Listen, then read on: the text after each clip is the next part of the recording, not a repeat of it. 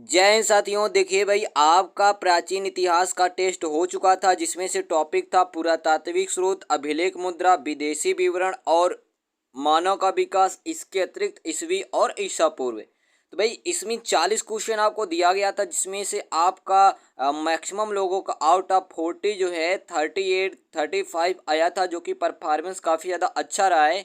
तो भाई किस क्वेश्चन का कौन सा आंसर था, चलिए इसको हम लोग डिटेल से देखते हैं बिना देरी किए। तो देखिए, पहला क्वेश्चन आपसे ये पूछा गया था कि भाई निम्नलिखित में से किस अभिलेख में सुदर्शन झील की चर्चा मिलती है। किस अभिलेख में सुदर्शन झील की चर्चा मिलती है। तो याद रखिएगा आपका जूनागढ़ अभिलेख, ठीक है। किससे? जूनागढ़ अभिलेख से क्या मिलता है? सुदर्शन झील की चर्चा मिलती है। इस झील का निर्माण चंद्रगुप्त मौर्य ने करवाया था। अगर बात करें जूनागढ़ अभिलेख, तो भाई ये आपका गुजरात से प्राप्त हुआ था, जो रुद्रदामन से संबंधित है और इसने अपने ही बारे में लिखवाया था, ठीक है, याद रखिएगा। यहाँ पे देखिएगा आगे, यहाँ पे जो दिया ए ऑप्शन, हाथी गुफा अभिलेख, ये उदयगिरी यानी कि उड़ीसा से प्राप्त अभिलेख है जिसमें कलिंग नरेश राजा खारवेल की उपलब्धियों के बारे में बताता है, ठीक है। पहले का याद रखिएगा, आपका बी वाला सही हो जाएगा। चलिए, दूसरा प्रश्न आपसे पूछा गया था, निम्नलिखित में से किस अभिलेख में कार्तिकेय मंदिर का उल्लेख मिलता है। कार्तिकेय मंदिर का उल्लेख मिलता है। तो भाई कार्तिकेय मंदिर का जो उल्लेख मिलता है ये भिलसट स्तंभ लेख से मिलता है। किससे मिलता है? भिलसट स्तंभ लेख से मिलता है, ठीक है। इसमें भाई गुप्त वंश की वंशावली के बारे में पता चलता है और भाई कार्तिकेय मंदिर का भी उल्लेख है। किसमें? भिलसट स्तंभ लेख में, इसको याद रखिएगा। दो का आपका कौन सा सही था? सी वाला सही था। आगे देखिएगा प्रश्न संख्या 3। तो भाई 3 आपसे पूछा गया था कि भाई जूनागढ़ अभिलेख किस शासक से संबंधित है। तो भाई ये रुद्रदामन से संबंधित है। जो रुद्रदामन था जूनागढ़ अभिलेख में अपने ही बारे में इसने लिखवाया था। और भाई ये आपका कहाँ से प्राप्त हुआ था? गुजरात से प्राप्त हुआ था। अगर अगला पॉइंट की बात करें तो भाई जूनागढ़ अभिलेख में ही क्या होता है? सुदर्शन झील का जिक्र मिलता है जिसका निर्माण चंद्रगुप्त मौर्य ने करवाया था, ठीक है। 3 का आपका हो जाएगा बी वाला सही था। 4 की बात करते हैं तो 4 में आपसे क्या पूछा गया था? निम्नलिखित में से किस अभिलेख में अश्वमेध यज्ञ का वर्णन है। क्या है? अश्वमेध यज्ञ का वर्णन है। तो याद रखिएगा बिहार स्तंभ लेख, ठीक है। बिहार स्तंभ लेख जो कि स्कंद गुप्त द्वारा सर्वप्रथम क्या कराया गया था? अश्वमेध यज्ञ। इसी में क्या है? वर्णन मिलता है। 4 का आपका था ए वाला सही हो जाएगा। आगे देखिएगा प्रश्न संख्या 5। आपसे ये पूछा गया था, निम्नलिखित में से कौन सा अभिलेख उत्तर प्रदेश से संबंधित है। कौन सा अभिलेख उत्तर प्रदेश से संबंधित है? मेहरौली ये तो संबंधित नहीं है, ये तो दिल्ली से है। भितरी ये उत्तर प्रदेश से है। बिलसट ये भी उत्तर प्रदेश से है। एरण एरण आपका ये उत्तर प्रदेश से नहीं है बल्कि एमपी से रिलेटेड है, ठीक है, यानी कि मध्य प्रदेश से। आपका हो जाएगा 2 और 3 सही। किसमें है? तो ऑप्शन नंबर सी के साथ आप चले जाओगे, ठीक है। तो सी वाला आपका सही हो जाएगा, केवल 2 और 3, ठीक है। ये दोनों यानी कि भीतरी अभिलेख और भिलसट अभिलेख दोनों क्या है? उत्तर प्रदेश से रिलेटेड है, ठीक है। तो आपका 5 का हो गया सी। 6 में आपसे देखिए क्या पूछा गया था, प्रश्न संख्या 6। निम्नलिखित में से किस अभिलेख में सती प्रथा का उल्लेख मिलता है। तो भाई सती प्रथा का जो उल्लेख मिलता है ये भानुगुप्त का एरण अभिलेख है, ठीक है। भानुगुप्त का एरण अभिलेख है जिसमें सती प्रथा का उल्लेख मिलता है, क्योंकि भाई महान राजा गोपराज के युद्ध में मर जाने पर उनकी पत्नी ने आग पर बैठकर देह त्याग दिया था, ठीक है। इसीलिए माना जाता है यहाँ पे सती प्रथा का पहला उल्लेख कहाँ से?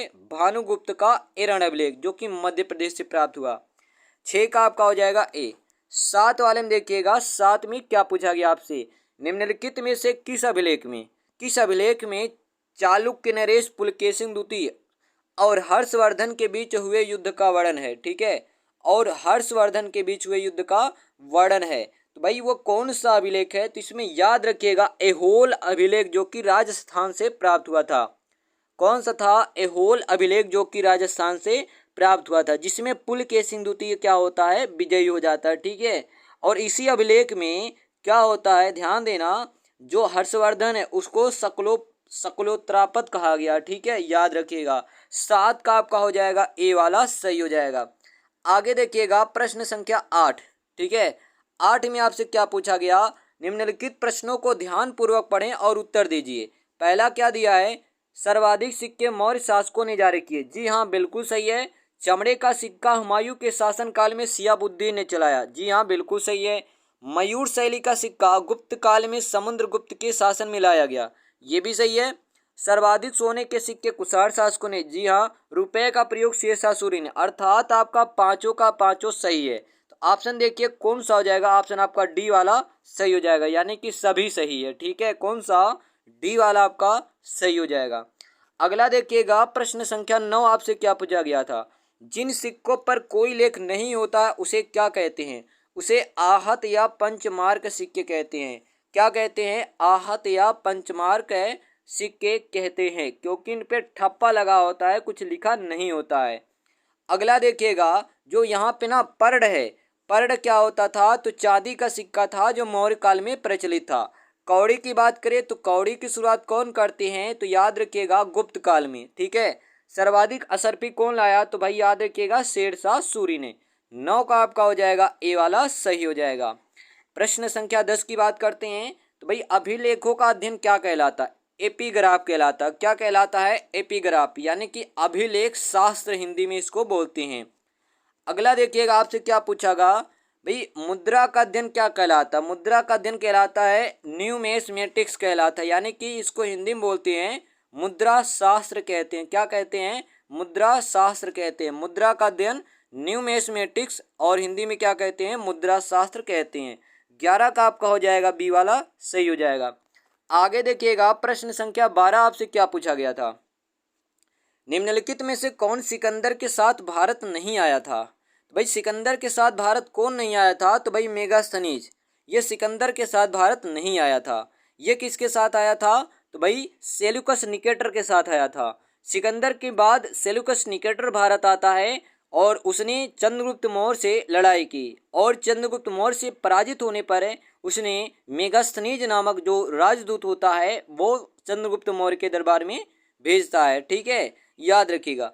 बाकी निर्याकस, सिकंदर का जल सेनापति, अरिस्तोबुलस, अनिसिक्रिटस, ये तीनों सिकंदर के साथ ही आए थे, जबकि मेगास्थनीज ये सेल्यूकस निकेटर जो कि सिकंदर का सेनापति था उसके साथ आया था बाद में।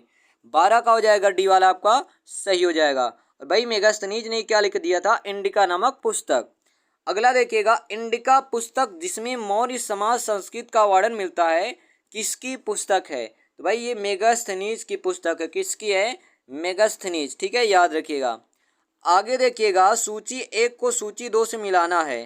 ठीक है, क्या करना है, सूची 1 को सूची 2 से मिलाना है। चलिए हम लोग मिलाते, देखिए कैसे मिलाएंगे। देखिए तो भाई क्या है, जियोग्राफिया पुस्तक किसने लिखा, तो जियोग्राफिया लिखा है किसने, टालमी ने लिखा। किसने लिखा है, टालमी ने। नेचुरल हिस्टोरिका नामक पुस्तक किसने लिखा है, तो भाई प्लिनी ने लिखा है। ठीक है, सियूकी नामक पुस्तक किसने लिखा है, तो भाई किसने लिखा, याद रखिएगा ह्वेनसांग ने। रेहला नामक पुस्तक किसने लिखा है, तो याद रखिएगा इब्न बतूता ने। ठीक है, किसने, इब्न बतूता ने। अगला है किताबुल हिंद, या इसी को तहकीक हिंदी बोलते हैं, भारत की खोज। ये पुस्तक किसका, तो याद रखिएगा अलेबरूनी का। ठीक है, और फूकोकी नामक पुस्तक किसने लिखा, तो फाहियान ने लिखा। ठीक है, इस प्रकार से आप मिला सकते हो। बाकी मिला के आप देखिए, आपके सामने विकल्प है, आप विकल्प को देख लीजिएगा। ठीक है, चलिए अगला देखिए, आपसे क्या पूछा गया, तक्षशिला विश्वविद्यालय कहाँ है, तो भाई ये पड़ता पाकिस्तान में। ठीक है, कहाँ पड़ता है, पाकिस्तान में। ए वाला आपका सही हो जाएगा। आगे देखिएगा 16, हर्षवर्धन के शासनकाल में कौन सा चीनी यात्री आया था और उसे यात्रियों का राजकुमार कहा गया। ठीक है, क्या कहा गया, यात्रियों का राजकुमार कहा गया। तो भाई हर्षवर्धन के शासनकाल में जो आया था वो कौन था, ह्वेनसांग था। कौन था, ह्वेनसांग। इसे क्या कहा जाता है, यात्रियों का राजकुमार कहा जाता है। ठीक है, अगला आपसे पूछा गया था, चंद्रगुप्त द्वितीय के शासनकाल में आने वाला चीनी यात्री कौन था, तो भाई ये फाहियान था। ठीक है, चंद्रगुप्त द्वितीय के शासनकाल में कौन आया था, फाहियान। और इसने कौन सी पुस्तक लिखा है, फूकोकी नामक पुस्तक इसने अपनी यात्रा वृत्तांत लिखा है। ठीक है, और इसने मध्य प्रदेश की जनता को क्या बताया है, सुखी एवं समृद्ध बताया है। आगे देखिएगा, भारतीय पुरातत्व का जनक किसे कहा जाता है, तो भाई अलेक्जेंडर कलिंगम को कहा जाता है। किसे कहा जाता है, अलेक्जेंडर कलिंगम को कहा जाता है भारतीय पुरातत्व के जनक कहा जाता है। रॉबर्ट ब्रूस फुट तो पुरा पाषाण काल की खोज करता है। जॉन इवांस मध्य पाषाण काल की खोज करता है और डॉक्टर प्राइमरोज ये तो नव पाषाण काल के खोज करता है। 18 का आपका ए वाला सही हो जाएगा। 19 आपसे पूछा गया था एशियाटिक सोसाइटी या बंगाल के संस्थापक कौन थे? तो भाई सर विलियम जोन्स, ठीक है, सर विलियम जोन्स, डी वाला आपका सही हो जाएगा। ठीक है, सर विलियम जोन्स, डी वाला आपका सही हो जाएगा। आगे देखिएगा 20 आपसे क्या पूछा गया था, विश्व म्यूजियम डे कब मनाया जाता है? तो भाई प्रत्येक वर्ष 18 मई को मनाया जाता है। क्या? विश्व म्यूजियम डे मनाया जाता है। ठीक है, 15 अगस्त को हम लोग क्या मनाते हैं? तो स्वतंत्रता दिवस मनाते हैं। अगला देखना, विक्रम संवत का प्रारंभ माना जाता है। भाई विक्रम संवत कब प्रारंभ किया गया? तो याद रखिएगा इसमें 57 BC में, यानी कि ईसा मसीह के जन्म के 57 साल पहले। ठीक है, इसीलिए बोला जाता है 57 BC में। तो इसकी अगर बात करें तो मालवा के शासक विक्रमादित्य द्वारा शकों पर उज्जैनी में विजय के उपलक्ष्य में क्या स्टार्ट किया गया? विक्रम संवत 57 BC से। ठीक है, 78 AD से क्या स्टार्ट हुआ? तो शक संवत। 622 में क्या हुआ? तो हिजरी संवत। 1583 से क्या हुआ? तो इलाही संवत स्टार्ट होता है। ठीक है, 21 का आपका हो जाएगा ए वाला। अगला देखिएगा 22 आपसे ये पूछा गया था, भागवत गीता का अंग्रेजी में अनुवाद किसने किया? तो भाई विलियम विल्किंस ने किया। किसने किया था? विलियम विल्किंस ने किया था। ठीक है, याद रखिएगा। 22 का आपका हो जाएगा बी वाला। प्रश्न संख्या 23 आपसे क्या पूछा गया था, ध्यान देना, आधुनिक मानव का विकास किस युग में हुआ था? आधुनिक मानव का विकास किस युग में हुआ था? तो भाई होलोसीन युग में हुआ था। किसने में हुआ था? होलोसीन युग में हुआ था, याद रखिएगा। अगला देखिएगा, मानव का विकास किस महाकल्प में हुआ था? तो चतुर्थ महाकल्प में हुआ था। ठीक है, किस में हुआ था? चतुर्थ महाकल्प में हुआ था। 24 का आपका हो जाएगा कौन सा? डी वाला आपका सही हो जाएगा। अगला देखिएगा 25 आपसे पूछा गया था, मानव की उत्पत्ति मानी जाती है कहाँ से? तो याद रखिएगा अफ्रीका से। कहाँ से? अफ्रीका से मानी जाती है। ठीक है, आगे देखिएगा सूची 1 को सूची 2 से मिलाना है। ठीक है, सूची 1 को सूची 2 से मिलाना है। चलिए हम लोग मिलाते हैं। पहला पेकिंग मानव, और यहाँ पे क्या है? संबंधित स्थान कहाँ पाया गया? तो भाई पेकिंग मानव चाइना में पाया गया। पिल्टडाउन मानव इंग्लैंड में पाया गया। निएंडरथल मानव कहाँ पाया गया? तो जर्मनी में। क्रोमैग्नॉन मानव फ्रांस में पाया गया। होमो नलेदी कहाँ पाया गया? तो याद रखिएगा दक्षिण अफ्रीका से। और होमो सेम्पियंस मानव कहाँ पाया गया? तो पामीर एशिया से। तो इस प्रकार आप देख सकते हो। ठीक है, और आप लोग विकल्प छाट लीजिएगा। ठीक है, जो भी होगा। आगे देखिए 27 में देखना, सीधा खड़ा होकर चलने वाला प्रथम मानव कौन था? सीधा खड़ा होकर चलने वाला प्रथम मानव कौन था? तो यहाँ पे अगर आप बात करोगे कि भाई सीधा खड़ा होकर चलने वाला कि प्रथम मानव कौन था, तो याद रखिएगा होमो इरेक्टस था। कौन था? होमो इरेक्टस था। ठीक है, 27 का आपका बी वाला सही हो जाएगा। होमो हेबिलस क्या था? कारीगर मानव था। होमो सेम्पियंस कौन था? तो भाई आधुनिक मानव था। ठीक है, याद रखिएगा। 27 का हो जाएगा बी वाला आपका सही हो जाएगा। 28 में आपसे पूछा गया था, कालिदास द्वारा रचित अभिज्ञान शकुंतलम का अंग्रेजी में अनुवाद किसने किया? तो भाई अभिज्ञान शकुंतलम का अंग्रेजी में अनुवाद किसने किया था? तो इसको भी याद रखिएगा, किसने किया था? तो यहाँ पे देखिए आपके सामने 4 ऑप्शन दिया गया है। ठीक है, 4 ऑप्शन। तो सर विलियम जोन्स द्वारा। ठीक है, किसके द्वारा? सर विलियम जोन्स द्वारा ये अनुवाद किया गया था। ठीक है, याद रखिएगा किसके द्वारा? सर विलियम जोन्स द्वारा। ठीक है, अभी अभी आपने ऊपर पढ़ा कि जो भाई भागवत गीता है उसका अनुवाद किसने किया था? विलियम विल्किंस ने किया था। जबकि अभिज्ञान शकुंतलम का सर विलियम जोन्स द्वारा किया गया। ठीक है, याद रखिएगा 1779 में। 29 वाला आपसे पूछा गया था, ध्यान देना, रज्जनामा जो कि अकबर के समय लिखा गया क्या है? तो भाई महाभारत का फारसी में अनुवाद है। ठीक है, महाभारत का फारसी में अनुवाद है क्या? रज्जनामा। ठीक है, याद रखिएगा। और इसको किसने किया था? तो अब्दुल कादिर बदायूनी ने। ठीक है, किसने किया था अनुवाद? अब्दुल कादिर बदायूनी ने यह अनुवाद किया था, याद रखिएगा। शीशे के सिक्के किस शासकों ने जारी किए? तो भाई सातवाहन शासकों ने क्या जारी किया था? शीशे के सिक्के जारी किया गया था। 31 में आपसे क्या पूछा गया था, निम्नलिखित में से किस शासक को सिक्कों पर बीड़ा बजाते हुए दिखाया गया है? तो भाई समुद्रगुप्त को क्या दिखाया गया है? सिक्कों पर बीड़ा बजाते हुए दिखाया गया। ठीक है, चलिए आगे देखोगे 32 में आपसे क्या पूछा गया है, हर्षवर्धन को शिलादित्य की उपाधि किसने दिया था? तो भाई हर्षवर्धन के शासनकाल में जो चीनी यात्री आया था वो था ह्वेनसांग। कौन था? ह्वेनसांग था। इसने क्या दिया था? हर्षवर्धन को शिलादित्य की उपाधि दिया था। और ह्वेनसांग को ही यात्रियों का राजकुमार भी कहा जाता है। क्या कहा जाता है? यात्रियों का राजकुमार कहा जाता है। ठीक है, और नीति का पंडित भी कहा जाता है। ठीक है, चलिए 33 आपसे क्या पूछा गया था, विक्रमशिला और नालंदा विश्वविद्यालय कहाँ है? तो भाई ये पड़ता है भारत के बिहार में पड़ता है। ठीक है, कहाँ पड़ता है? बिहार में। जबकि तक्षशिला कहाँ पड़ता है? तो पाकिस्तान में पड़ता है। ठीक है, 34 वाला आपसे क्या पूछा गया था, ध्यान देना, निम्नलिखित में से किस चीनी यात्री को धर्माचार्य कहा जाता है? तो भाई फाहियान को कहा जाता है क्या? धर्माचार्य कहा जाता है। ठीक है, याद रखिएगा।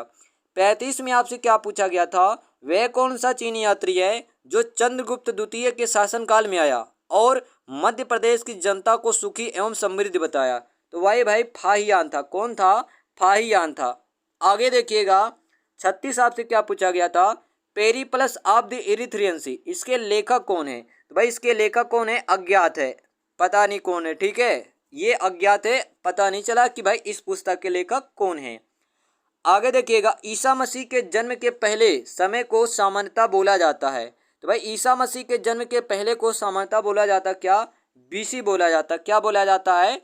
बीसी, यानी कि ईसा पूर्व बोला जाता है। 38 में देखिएगा, जो लोग ईसा मसीह को नहीं मानते थे वे लोग ईसा मसीह के जन्म के बाद के समय को क्या कहते थे? तो वो लोग कहते थे सीई, यानी कि कॉमन एरा कहते थे। ठीक है, क्या कहते थे? Common era. बीसी का मतलब बिफोर क्राइस्ट। ठीक है, ईसा पूर्व। एडी का मतलब एनो डोमिनी, ईस्वी।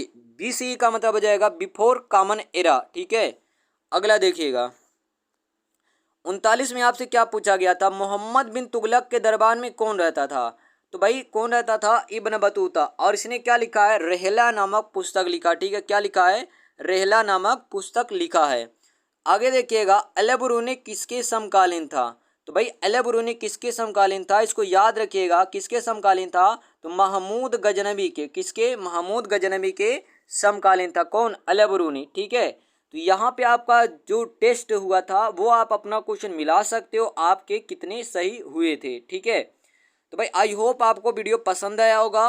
वीडियो पसंद आए तो वीडियो को लाइक करना, चैनल को स्टडी वाला को सब्सक्राइब करना और शेयर करना ना भूलें। स्वस्थ रहें, स्वच्छ रहें। मिलते हैं अगले वीडियो में और अगले टेस्ट के लिए। तब तक के लिए धन्यवाद।